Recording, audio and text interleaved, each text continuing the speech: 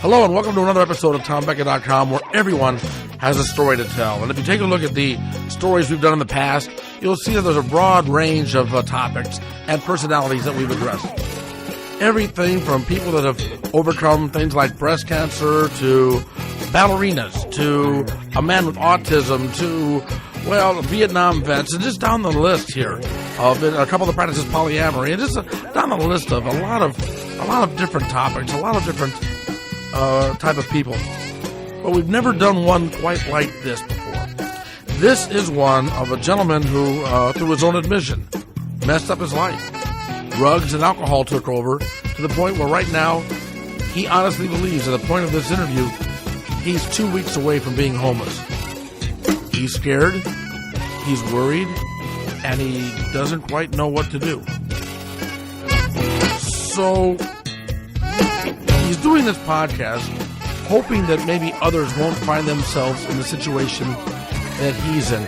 I think he's also doing this podcast to try to maybe find some answers for himself. He is searching, he is hoping, he is trying to overcome these demons that torture him. This is a very poignant, a very emotional, very intense interview. Hopefully, at the end of it, there'll be a happy ending. If you want any information on this man, if you think you can help him in some way or just offer words of support, you can contact me at TomBecka.com, and I will relay the messages to this man. A man that needs some moral support, a man that needs a little guidance, and a man that hopefully, I told him I want to have him back on this podcast a year from now to hear how he's doing here on TomBecka.com. Tell me about the good times. First of all, how long ago were the good times, and what were they like? Well, it's been so long. There's bits and pieces that still hold, but I think our last good time was probably the last Christmas that we had in our old house, which would have been not this last Christmas, but the Christmas before that. I think that was probably the last time that my whole family was together. Not all the ones that are gone, of course, but I think that was the last time that my sister-in-law, I saw her. She now has nothing to do with me. I think. Well, you had a good job, a good family. Yes, sir. And then it all started crumbling down. Drugs and alcohol, was that the problem? Yes, sir. Yes, sir. What was your drug of choice? There's actually been three. I'm a three-time loser, Tom. I don't know how deep you want to go in this story. Whatever you want to tell. Whatever you want to say. Started out, like most kids of my generation, started out smoking some dope. Never took to it, never got addicted to it, never had to have it, but it's been something that's been all throughout my life. There's still people I know that smoke it. But probably my first addiction and the one that clung on the longest was alcohol. I craved it and had to have it. It cost me my second career. Okay, so like, what age are you? At what age do you think you became an alcoholic?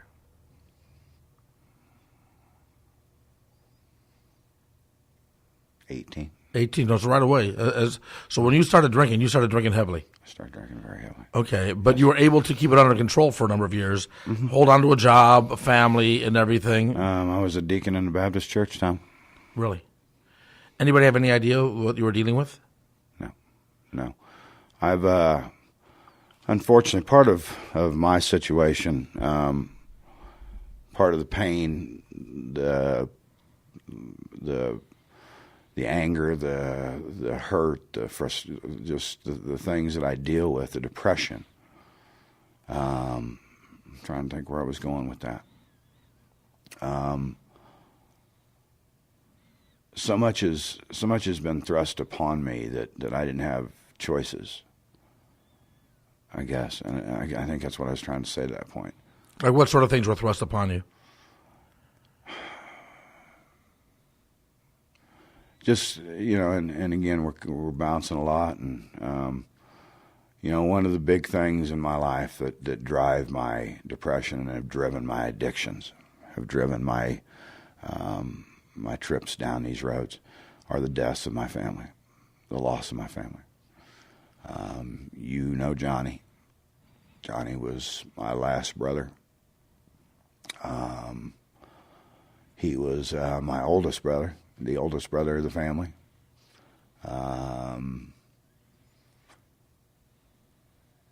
He was a hell of a man. Lost him. Can I stop for a second, Tom? It's all right, because I'm rambling. Could you read back what I was saying? Or? Well, you were talking about you said you started drinking when you were 18, and you felt like you were an alcoholic at 18. But then people in your family were dying, especially your brother Johnny. Yes. And Johnny was a guy that you were close to. And from that, now you became depressed, and to deal with that depression, I guess you got into alcohol and drugs. I'll start from the start. Well, just my addiction started, like anybody else, and really alcohol. I said, growing up, smoking marijuana, doing some speed here and there. I think, in the era that I grew up, we probably experimented with it all, as long as it didn't have a needle attached to it. Mm-hmm. I never cared for that. But never got addicted to anything except alcohol. Alcohol was a constant all through my life, all through those years growing up, and then into the early years. Had you gotten busted with DUIs or spent time in jail for any of that, or did you? No, you kept it under control. Never got a DUI. Huh? I've walked away from accidents where I've ran off the road, fell asleep, put my head in a policeman's lap, and he let me drive home. I lived a blessed life, Tom. I thought I did. I had a decent childhood growing up. My mom, my dad did divorce when I was 13. Both my brothers were grown by then and pretty much gone, Jeff and Johnny. Do you? Okay, you say you started drinking at 18. At what age were you when you realized, oh, this isn't just for fun anymore, this is a real problem?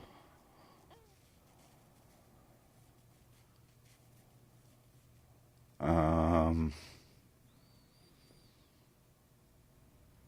55. Pardon?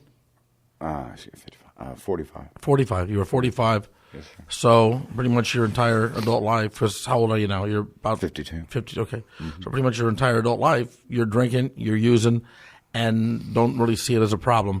Although I'm guessing that maybe you always saw it as a problem. Oh, you always saw it as a problem. But did you have any desire to stop up until 45? Mm-hmm. And you tried and couldn't? Mm-hmm. How long has it been since you've had a drink or drugs? It's been probably,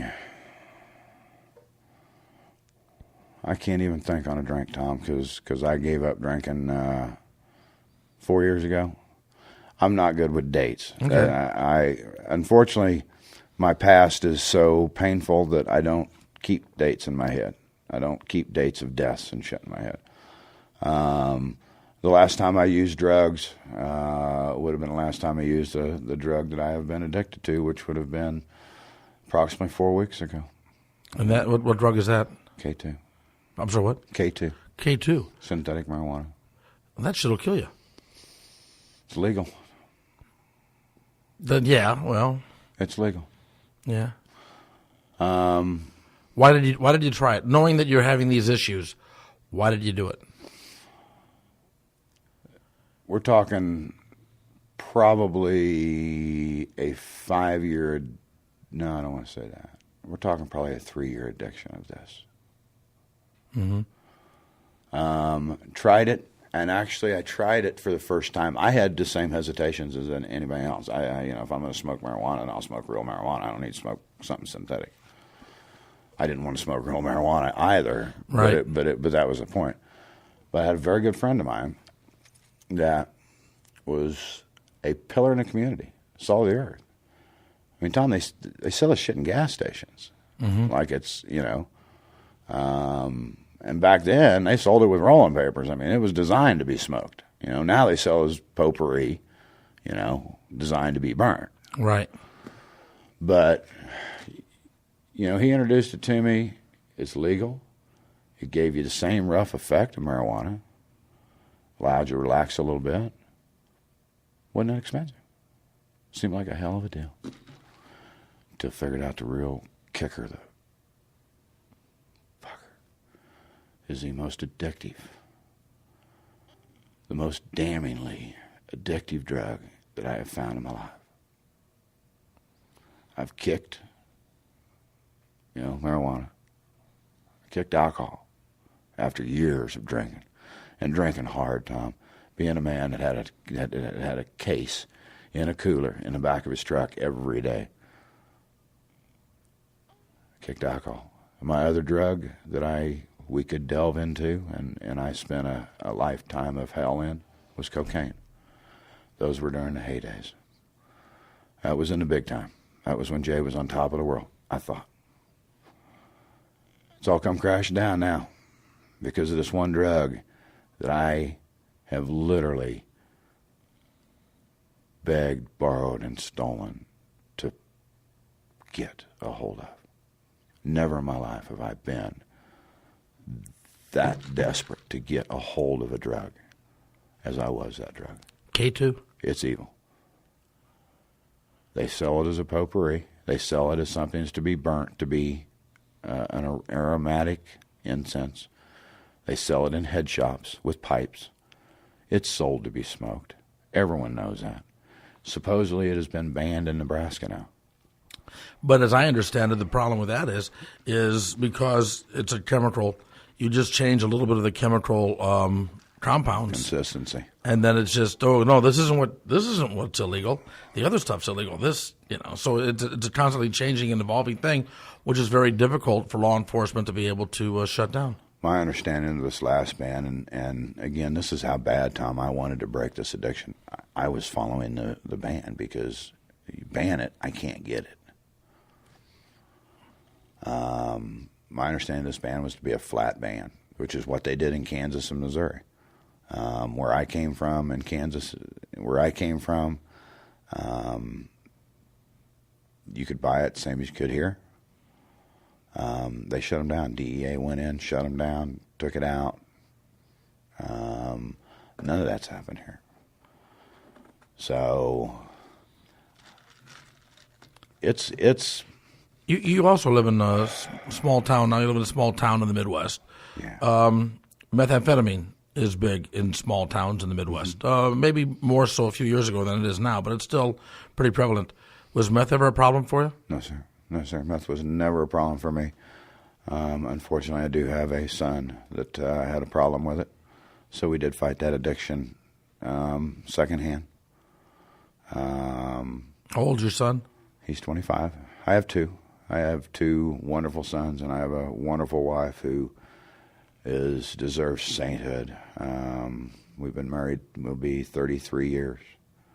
And so she stayed with you through the alcohol and the drugs and everything? The alcohol, the cocaine, the bankruptcies.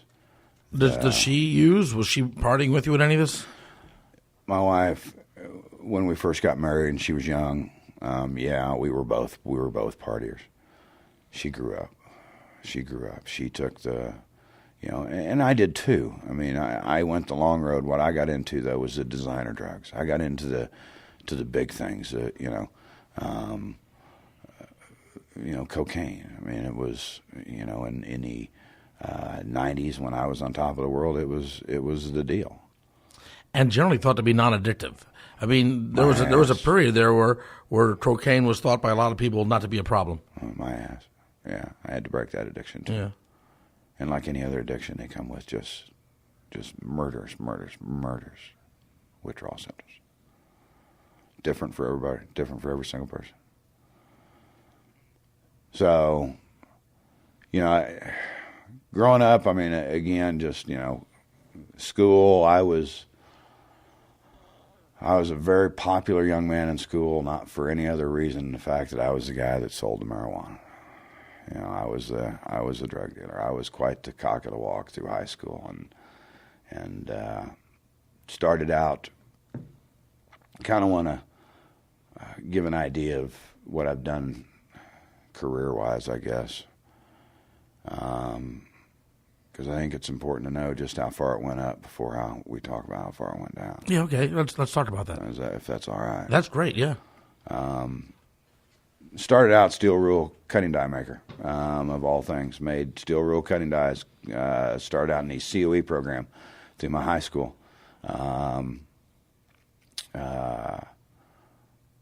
Probably one of the best jobs I ever had. Probably one of the best bosses I ever had. Should have stayed there. Hindsight's 20/20, as my dad always told me. God rest his soul. I got my big break. What led me to... Well, what's funny, Tom, I got my break, which led me to the top of the world, but it's also led me to where I am right now, which is the fucking bottom, with nothing left.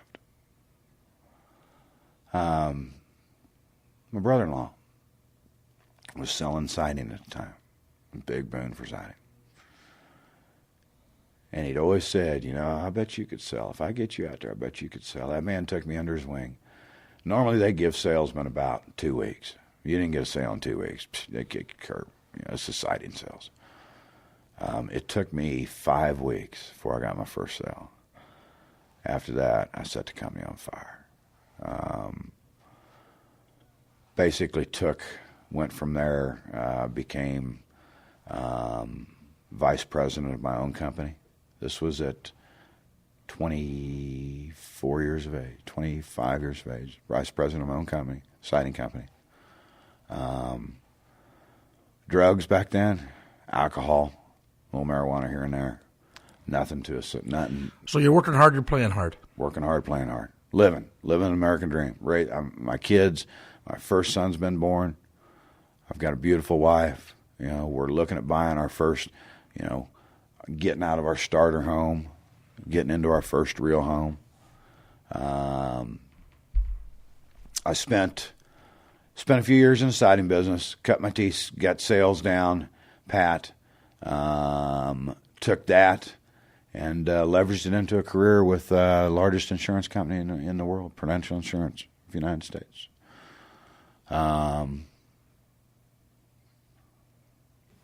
So you're selling insurance, you're drinking, you're using, and still think everything's going okay. At the end of my first month, two things happened that have really affected where I am right now. I was honored for being the fastest rookie to ever start in a Prudential insurance company. Fastest start by any rookie ever. It was on a Friday meeting. They had a plaque for me. This is 30 days after I had started. They had a plaque for me. Everything's happy. Everything's great. This is the story, Tom, truly, of my life. Is everything's great. Everything's happy. Everything's going good. I walk to my desk, and my phone's ringing. And it's the hospital. And they're, Mr. Pointer, we need to let you know that your father passed away this morning. And just like that, Tom, I went from... My dad was so fucking proud of me for what I'd done at Prudential. He'd actually called the night before. He'd actually called the night before on Friday or on Thursday night at about 9 o'clock, thinking I'd be home. But I was out late. I was always out late selling. Unfortunately, after we'd get done selling, we'd go out drinking. We'd celebrate. And that was what I was doing that night. I knew I was getting a big plaque. Knew I was getting a big pat on the back. Big head. Went out to the bar. Came home about 10:30, half drunk. Wife wakes up. My dad called. Just wanted to tell you how proud he was of you and wanted to talk to you, but said he was going to be going to bed, so just call him in the morning. Wasn't no calling him in the morning. That's why. So I guess, you know, here I am. I've started what has been, as I look back at my career, the most lucrative job that I've owned or that I've held, and that's how it started. As I'm hearing this, and I'm no psychologist by any stretch of the imagination, but as I'm hearing this, I'm hearing like excuses and self-pity. How do you try to? I mean, are you optimistic about being able to get out of this doldrums and out of the situation you're in? Well, we'd have to jump now back to the end now, Tom. Mm-hmm. Now to where we're at now. Yeah. Maybe it's a good time to do that and throw that in. I don't know that I can make it through this myself. Now, that's not saying that I'm going to walk out here into the middle of Dodge Avenue and let a truck run me down. The only thing that keeps me from suicide is the pain that I know that it would inflict on my wife and 2 children. It's painful to know that, and to say that there's probably people, Tom, there's probably friends, quite honestly, that would hurt, but would be relieved. Because they wouldn't have to deal with the problem of Jay anymore.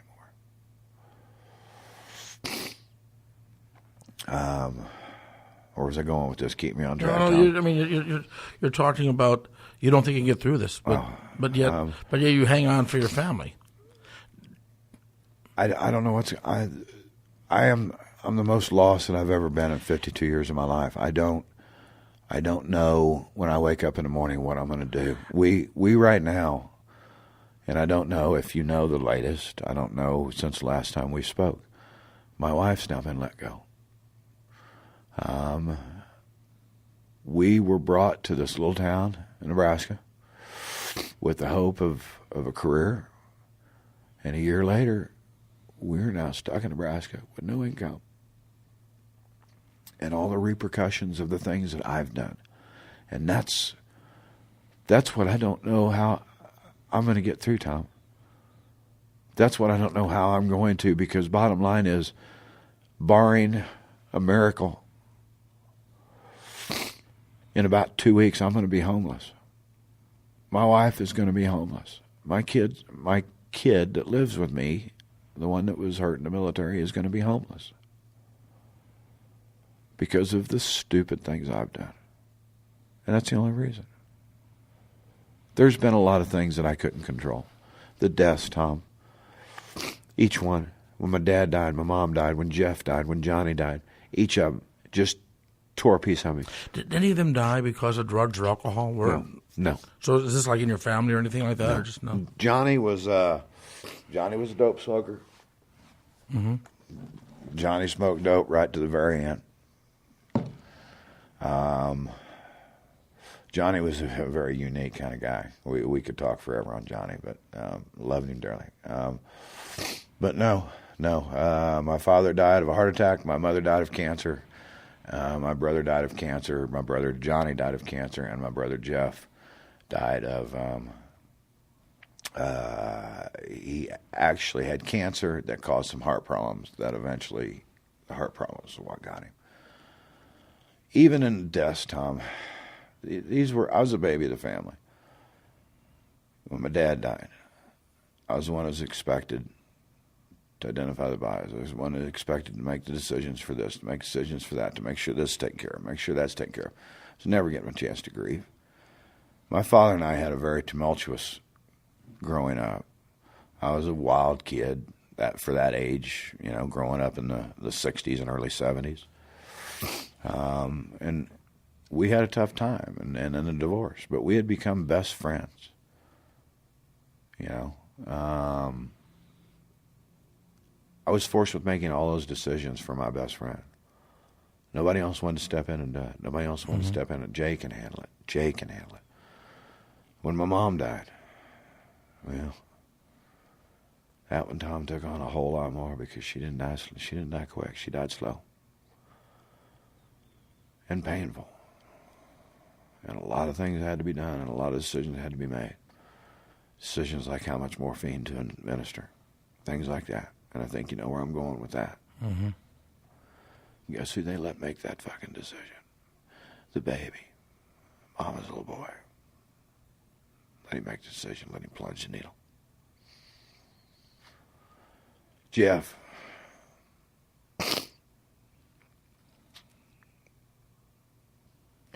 Jeff was the middle boy in our family. And he was the good guy. He was the guy that never got sick, never did drugs, never drank. He drank a little bit. But again, and I don't mean to minimize the pain that you're feeling with your death, the deaths of these family members. But a lot of people have family members that die. I've had a sister that died. My parents have died. Why do you think others can handle it? They grieve and they move on with their lives and grow and thrive. And you grieved and went in a downhill spiral. I was never allowed to grieve, Tom. I've never grieved any death in my family. I was never allowed to. I was never given the time. Don't know that I had the tools. Throughout my entire life, I've been looked upon as a person that was supposed to make the decisions, supposed to make sure things happened. You know, my mother, when my mother was alive, you know, she had 2 older sons. I was a baby. I took care of Mom. I made sure the legal affairs were taken care of. I made sure bills and this and that. When it came time to put Grandma and Grandpa in homes, it was Jay that made sure and researched those. You know, and a lot of people have had to do this, Tom. I'm not saying this. It's just when you couple that with like the loss of the careers that we've experienced. And, you know, that those have been the...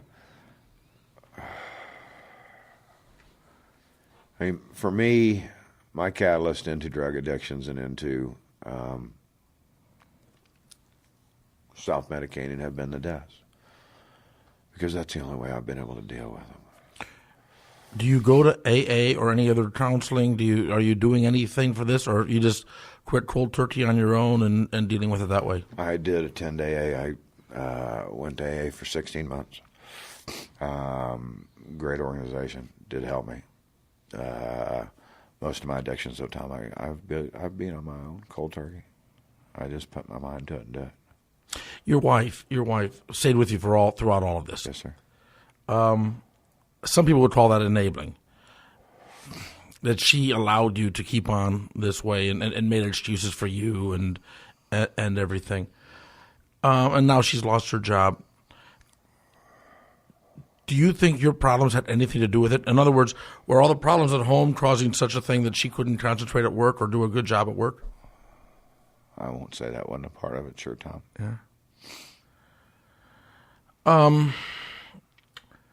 I wish I knew how to say something to tell you that, you know, people have overcome what you've overcome and have done okay. You know, and to try to make you look at something a little bit more positive. I mean, I don't know. If I was in your shoes, I would find some way to at least do, you know, mow lawns, some sort of labor to at least get enough money so that I wasn't homeless or so that I was able to put food on the table, or that, you know, instead of what I'm hearing from you, and I may be wrong on this, what I'm hearing from you is just a lot of self-pity.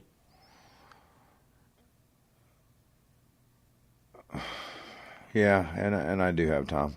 And that's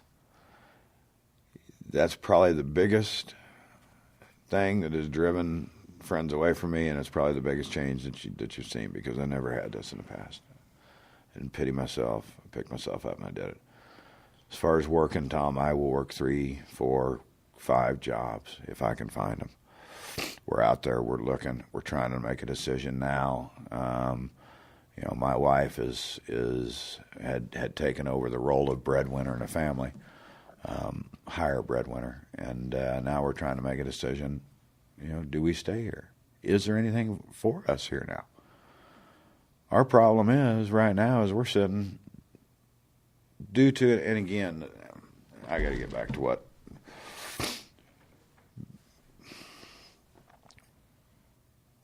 couple goals I had in talking to you.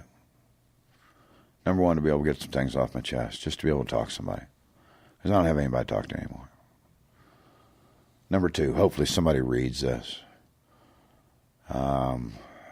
Hopefully something I've said.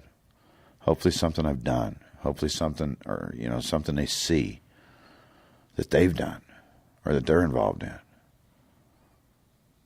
Hopefully it will help them. They can get out of it. And especially I want to focus on the K2 addiction. Because it is a evil fucking addiction. And it is hard to break.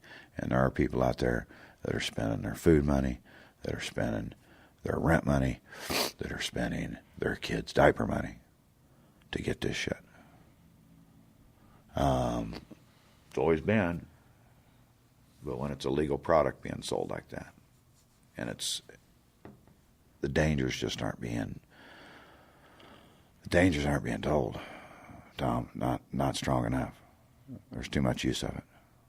Did you know when you first tried K2, did you know it was evil?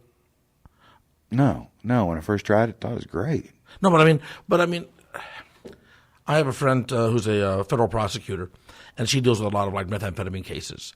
And yeah, the first time somebody does methamphetamine, they say it's wonderful. They say sex on methamphetamine is incredible and all that. Mm-hmm. So they're happy with it. But yet, even if you tried it that first time, you know what methamphetamines can do. Right. The first time you tried K2, yeah, it was great or whatever, okay? But at the same time, did you know going into it, like, this shit is deadly, this shit is dangerous, this shit is bad stuff? No, I was not. At the time when I first tried it, I was not as knowledgeable of the product as I probably should have been. Not at all. And for that, I'm extremely sorry, Tom. Because if I'd have read some things, if I'd have checked some things, there's possibly I might have not tried this stuff. There's possibly I might have saved 5 years of my life. There's possibly I might not be looking at going to jail. I might not be looking at garnishments and things taken away. You say you're looking to go to jail. What do you mean you're looking to go to jail? Unfortunately, part of the again, there were three things. Get it off my chest. Before we go to that, had you been in jail before? Because you say you stole for your drug addiction and everything, but you never got caught with any of this. So you've been able to skate all this time up until now, and now you're looking at some jail time. Yeah. And basically what I'm looking at is because of tax evasion. And here again, this is not my wife and I's first rodeo.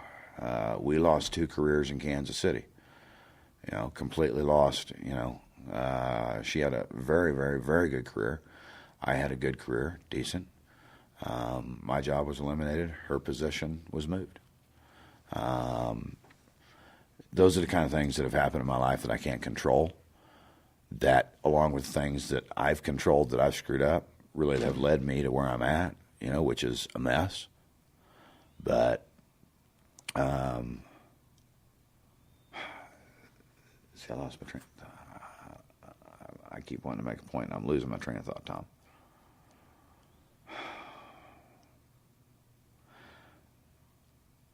You asked me, what was it you just asked me? About your jail. Jail time. Okay. You never got in trouble before, but now you're looking to go into.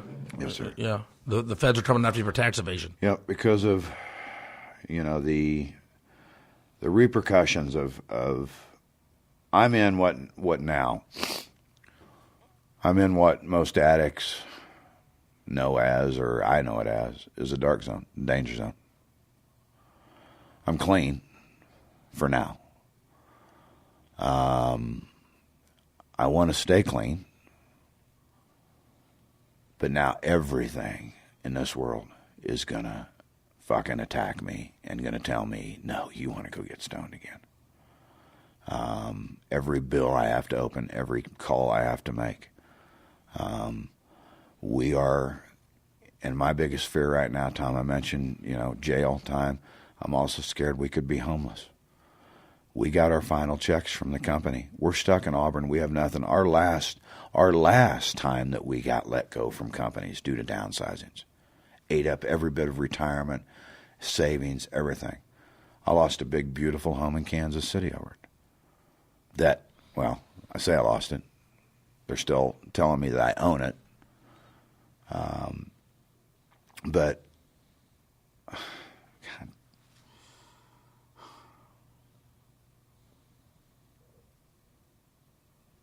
there's so much I want to. I'm in, the danger zone. Danger zone being, quite honestly, that there's only so many ways out of the danger zone. One is up. That's the way I've went before. One is back down. And I don't think I can do that.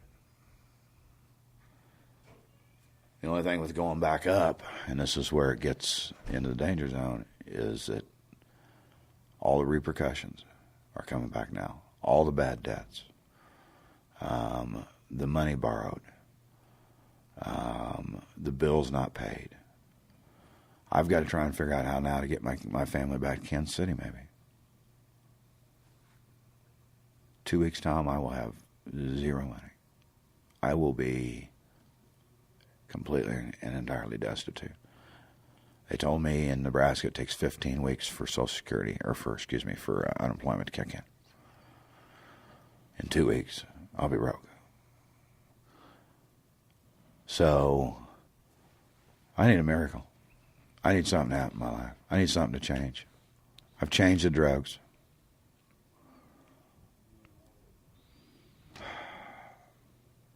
You know, when we were kids, we had do-overs.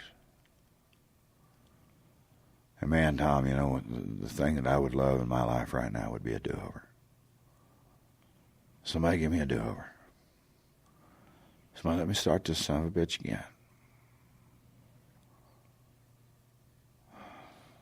You say you were a deacon in your church. Yeah. Is religion a part of your life now? Yeah. It's not as big a part as it has been, of course. It's not as big a part as it probably should be, Tom. But I'm very cautious of being very hypocritical, too.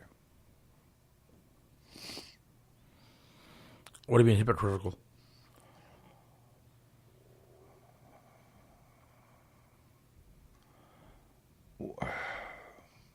Because as I see it, if you are a man down on his luck, being honest about it, and you're saying, I need help, that to me is not being hypocritical. What is hypocritical is you being the deacon of the church, acting like you are, you know, a man of honor and a man, you know, of virtue, and at the same time, you know, you're smoking K2 and doing cocaine and, you know, whatever else around that. Stealing and robbing for your addiction and all that. That to me is the hypocritical part. To go to church right now and say, man, I thoroughly messed up. I lost it. I've got nothing else. That to me is being incredibly honest. And I think that, you know, that might be something that, you know, could maybe help you. I've got a very good friend of mine in town that is a pastor that I've known for years. He was actually, as a matter of fact, he was my boss when I started with Prudential. And great guy. And he ended up getting a calling to become a Lutheran pastor. So he's a pretty strong Christian focus in my life, I guess.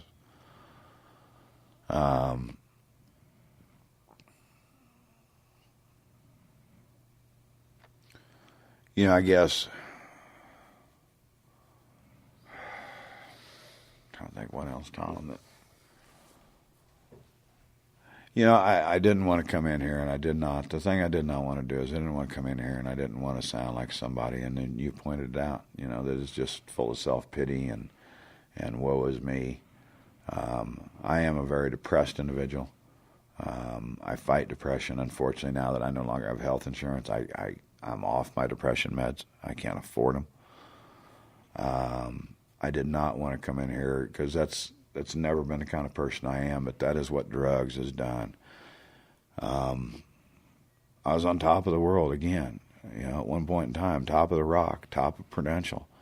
Had I have kept that job, Tom, who knows where the hell I'd be today. Had I have not let cocaine ruin my career, who knows where I would be today. Started again, let alcohol ruin another one, started again, and now it's K2. I've always fought an addictive personality.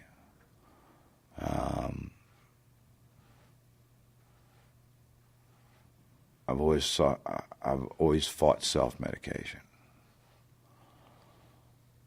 because I've always fought the pain, and the pain don't go away. Where do you see yourself in 5 years?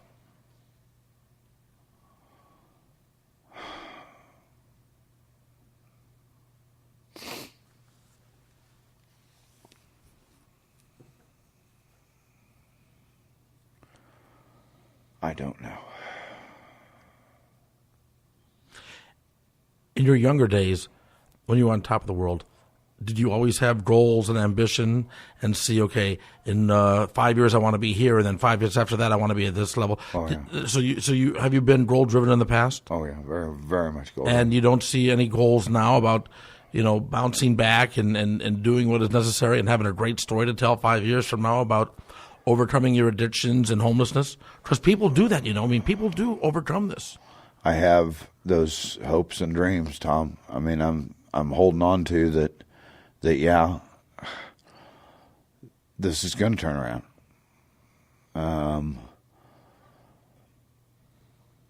It's that fear factor right now of because I'm clean, because I'm straight. Now I'm having to deal with this on a daily basis. Now I'm having to deal with what I've done. Now it's how, And yes, I want to believe in 5 years from now. I'd love to believe in 5 years from now that my kids could look up to me again. I don't want to be a king of industry. All I want's a good job. I'll work hard. I've always been a hard worker. I just want my life back is really what I want. I want to try to get just some semblance of a life back that I had, Tom. I don't need to be top of the rock. I just need to be a guy out there that is clean, that is living his life and doing what he's supposed to be doing. And that's where I'm having trouble finding how I'm going to get there. Money. Money is the root of all fucking evil. All evil. I honestly do not know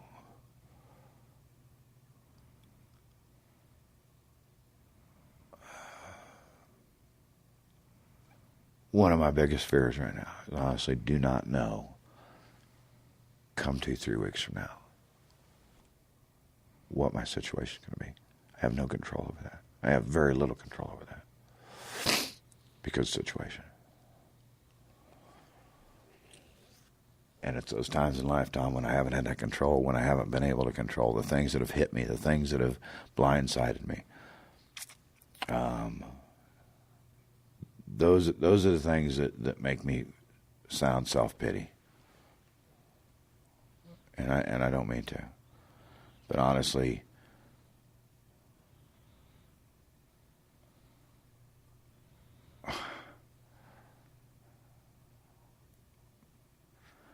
I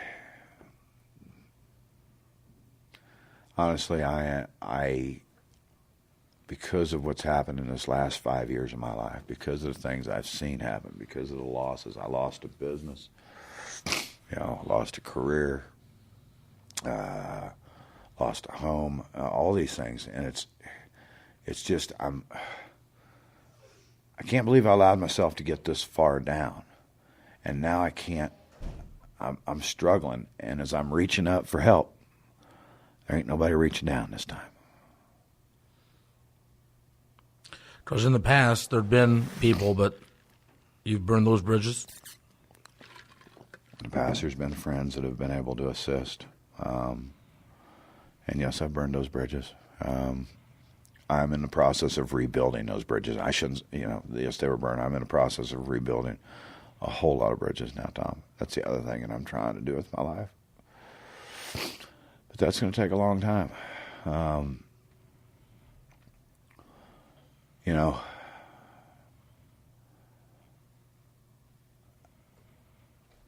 I started talking about do-overs. I need somebody to give me a do-over. How many do-overs do you think you've had in your life?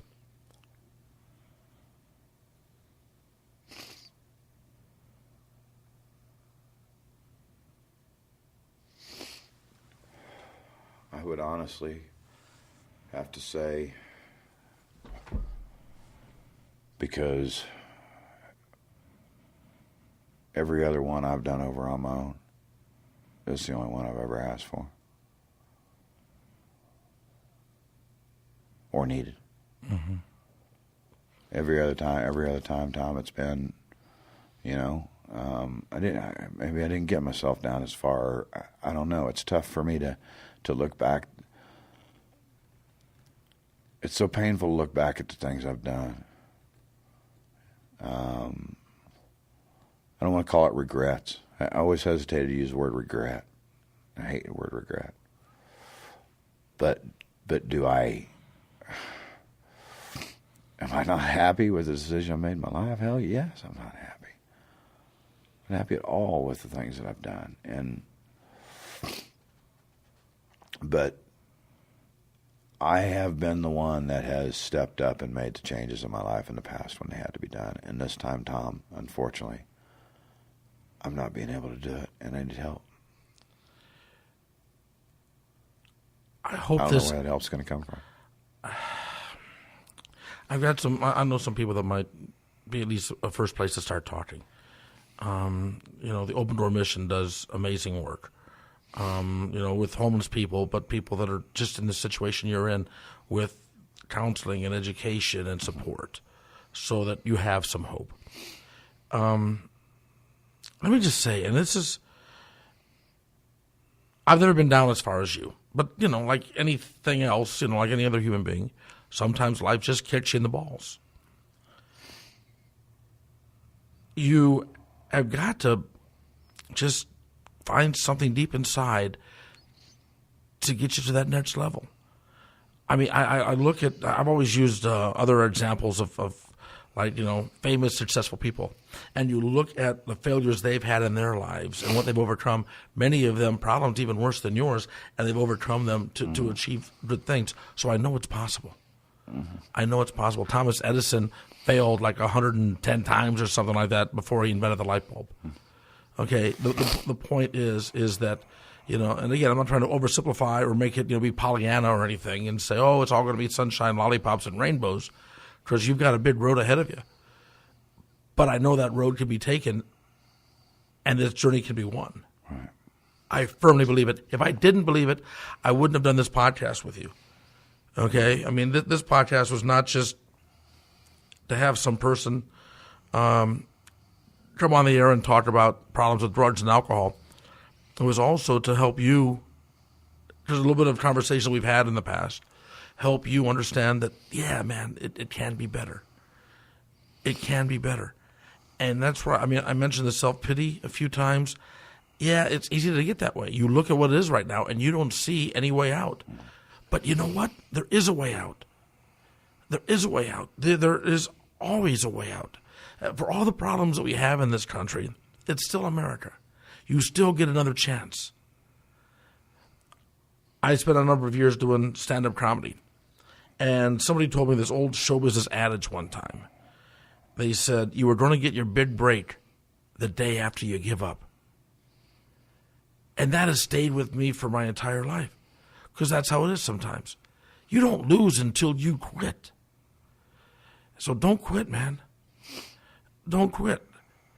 Don't wallow in the mistakes that you made. You can't do anything about that. Right. What you can do is today and tomorrow and the next day and the next week.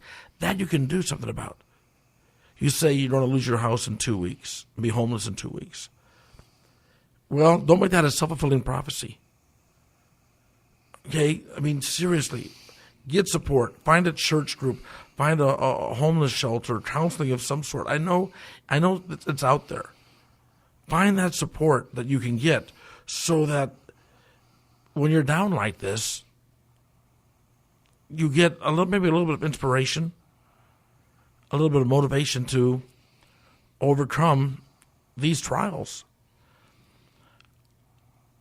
I believe you can do it, man. If I didn't believe you could do it, it'd be like, oh, okay, there's just, some poor guy. I don't think you're that guy. I don't think you're that guy. I think that you're a guy that can look back on this and maybe 5 years from now, you're writing your autobiography. Maybe 5 years from now, you're back living in a nice size house. Well, not even a nice size house, just a nice clean house in a decent neighborhood with a wife who stood by you through all of this, who's still there with you. And become the man that she sees you are. You are that guy. You just have to find him again. You are that guy. You just have to find him. And I know he's there, man. I wish you all the luck in the world, all the peace and serenity and support that you can find. Because people have overcome worse than you. And it seems bad now, I know that. But you haven't given up. The fact that you're here proves you haven't given up. The fact that you haven't killed yourself proves you haven't given up. So understand you can't do anything about the past. Yeah, you fucked up. Yeah, you got yourself into a bind. But you know what? If you want to, you can make it happen. Again, not to oversimplify, but start looking at where you want to be in 5 years. Don't just say, where you want to be in a year, 6 months from now. Envision it. And then from there, you can grow to the next level. Because, I've seen these stories, the self-realization stories. The comedian, the actor, Jim Carrey, when he was homeless, living in his car, trying to, make it in show business, he wrote a phony check for like $10 million, and he kept it in his wallet, believing that someday he would get a check for $10 million. And guess what? He got a check for $10 million. Now, granted, that's one guy. There are a lot with a pretty big story, but there are a lot of other people out there with similar stories of a belief, of faith. They didn't give up. Don't give up, man. Don't give up. Don't be afraid to go to a minister, to a homeless shelter, to Salvation Army counseling. Don't be afraid to go to people that are, overcoming and dealing with the same issues you are. They can help you better than I can. Well, Tom, I hope, and that's what we're reaching out for, people that can help us out.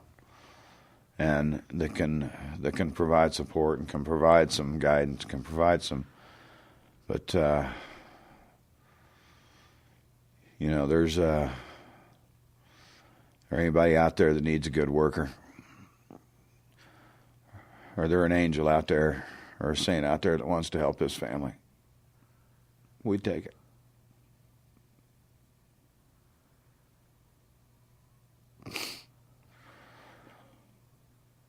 We take it.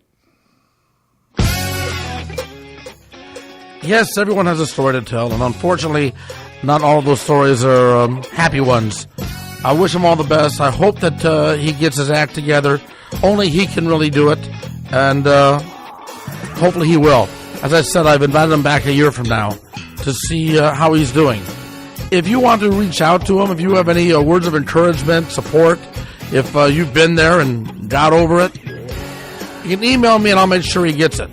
My email address is tom@TomBecka.com. BECKA. Tom@TomBecka.com. Every week, we do another one of these. And every week, it's somebody entirely different. Subscribe, and that way you won't miss a one of them. Thanks for being a part of it. Until next time, take care and bye, y'all.